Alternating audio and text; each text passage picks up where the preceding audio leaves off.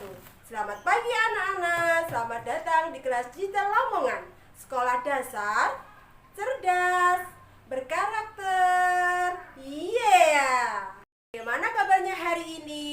Semoga kalian dalam keadaan sehat walafiat.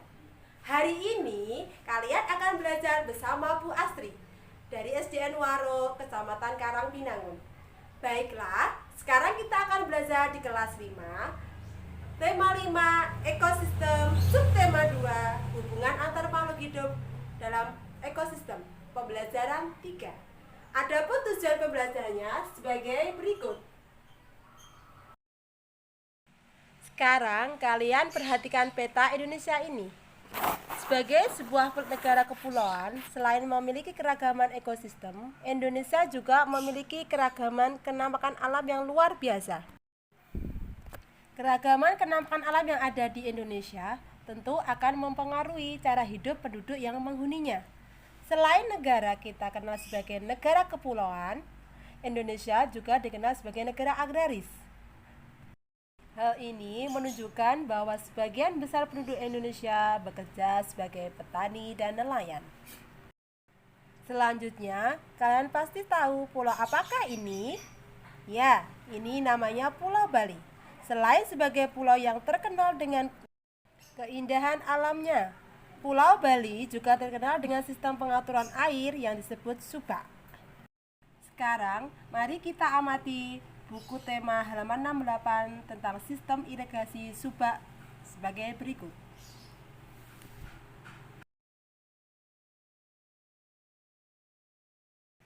Setelah kalian baca dan pahami bacaan tersebut, marilah kita menentukan pokok pikiran dan informasi penting dari bacaan tersebut dengan menggunakan tabel sebagai berikut. Nah, pada paragraf 1, pikiran utamanya adalah subak merupakan sekumpulan petani di Bali yang mengelola sistem irigasi. Untuk informasi penting lainnya, silakan kamu lihat di video tersebut. Selanjutnya, pada paragraf 2, pikiran utama, yaitu sistem irigasi subak dipimpin oleh seorang pekaseh atau klen subak. Selanjutnya, pada paragraf 3, pikiran utamanya adalah sistem irigasi subak dibangun oleh masyarakat Bali sejak beratus tahun lalu. Untuk informasi penting lainnya, kamu bisa lihat di video tersebut. Untuk soal berikutnya, kalian bisa mempelajarinya di rumah ya. Bu Astri sudah menuliskannya di layar video. Untuk acuan belajar kalian di rumah.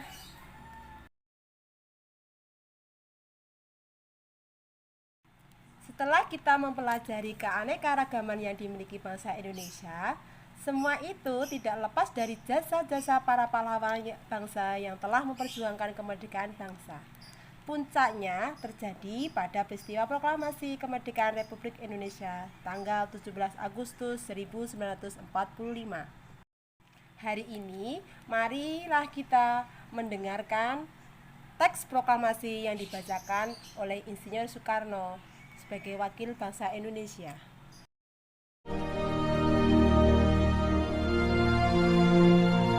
Proklamasi. Kami, bangsa Indonesia, dengan ini menyatakan kemerdekaan Indonesia. Hal-hal yang mengenai pemindahan kekuasaan dan lain-lain diselenggarakan dengan cara saksama dan dalam tempo yang sesingkat-singkatnya. Jakarta, 17 Agustus 1945, atas nama bangsa Indonesia, Soekarno, Hatta. Selanjutnya, simaklah bacaan berikut ini. Peristiwa Proklamasi Kemerdekaan Republik Indonesia. Proklamasi Kemerdekaan Indonesia sebetulnya merupakan bagian dari pidato proklamasi yang disampaikan oleh I.R. Soekarno sebagai wakil bangsa Indonesia.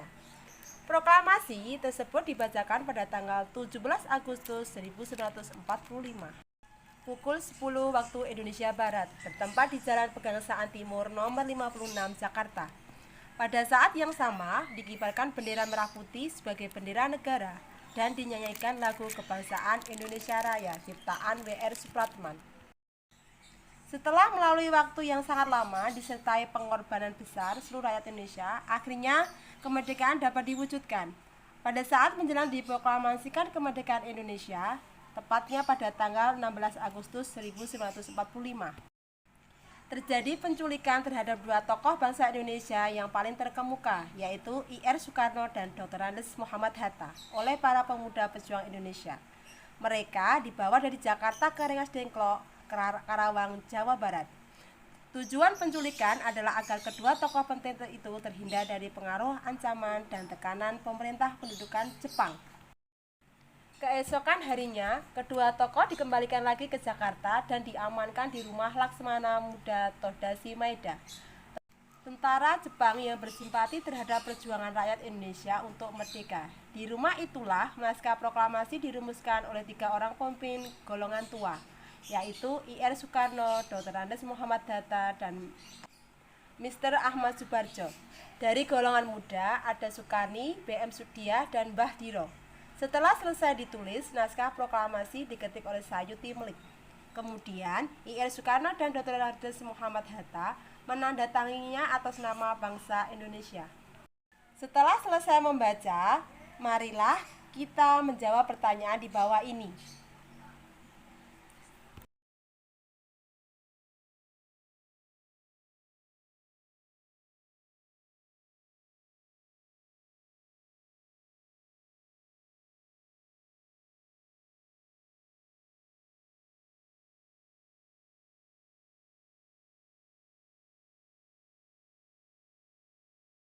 Baiklah anak-anak, untuk mengasah pemahaman kalian tentang materi yang telah Ibu sampaikan, silakan kerjakan ayo berlatih nomor 1 sampai 5. Kerjakan di rumah ya dengan orang tua. Sekian materi hari ini, semoga bermanfaat. Tetap jaga kesehatan. Jangan lupa salam kelas digital Lamongan. Wassalamualaikum warahmatullahi wabarakatuh.